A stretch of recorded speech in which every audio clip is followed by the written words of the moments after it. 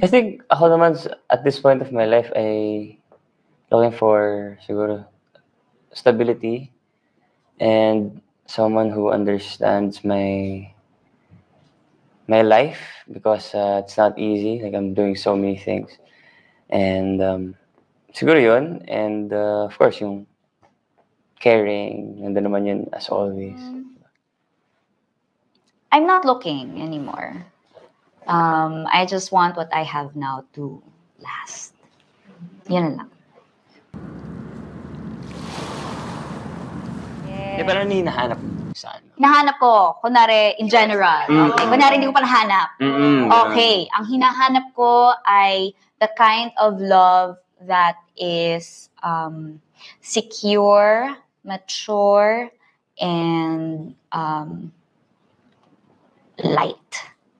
Ayoko nang masyadong mabigat. Gusto ko, more than distraction, it will serve as an inspiration for me to work better, improve myself. More like maging motivation siya.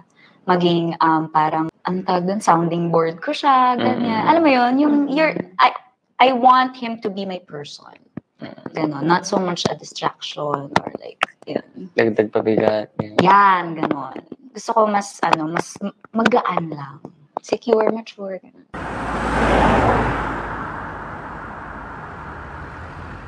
1 hour daw. Joke lang.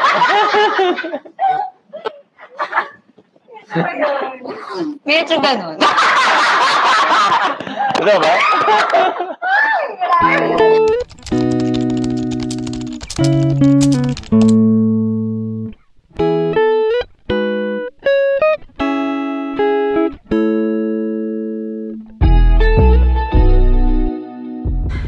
Mas mature na in terms of emotions. So, mas grabe yung hug talagang. Ganun, pre? Paano, pare? Ganun. Paano? Kasi yung hug talaga, Tito Boy, ganun. Dati may hiyaan, may ilangan. Hug namin, ganito lang. Paano? Ganyan lang. Ngayon? Ngayon talagang... Fame lang. Ganun. There's so much more that I feel. I won't stop until I uncover. I believe in what I feel. I won't stop until I discover all that's beyond. I'll align higher.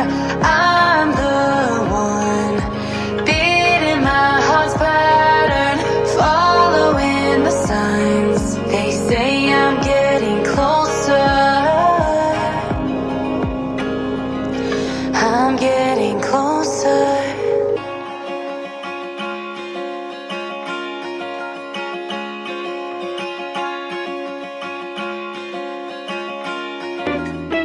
From a trip, random na bagay. Feelings.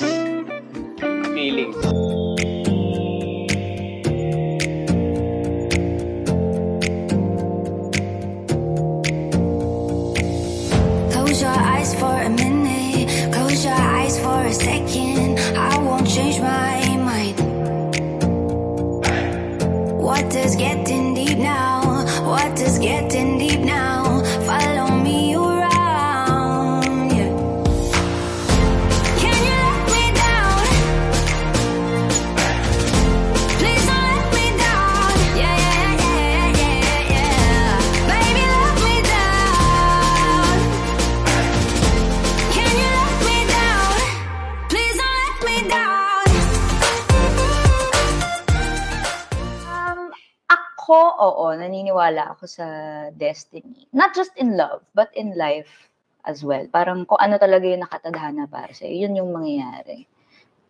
Nararamdaman ko. Kasi ako naman yung pag-artista, ginusto ko talaga eh. So talagang parang tinadhana rin siya talaga for me. I think ano siya, parang subjective siya eh. So, for example, sa business, for example, I think cause and effect. Sabihin natin kung sipagan mo, edi makuha mo yung fruits of your labor. So, I mean, I think sometimes, siguro sa pag-artista naman, like if people like you, then people really like you. So, kahit gaano ka pa magsipag. True. Diba? So, parang I think it's really subjective.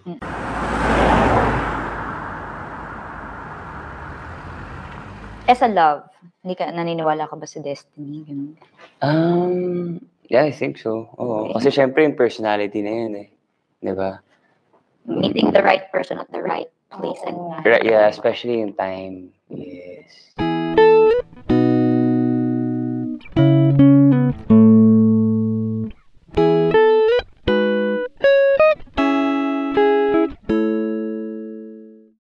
I think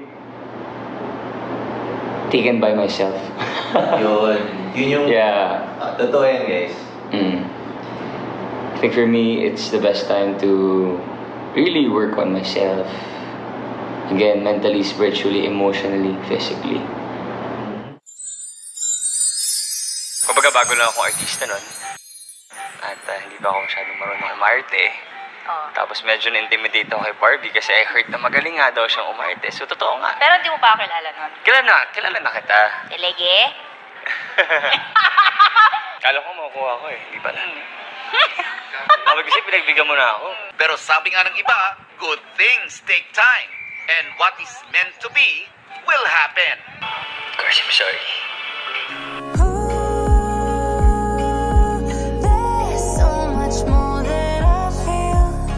I won't stop until I uncover.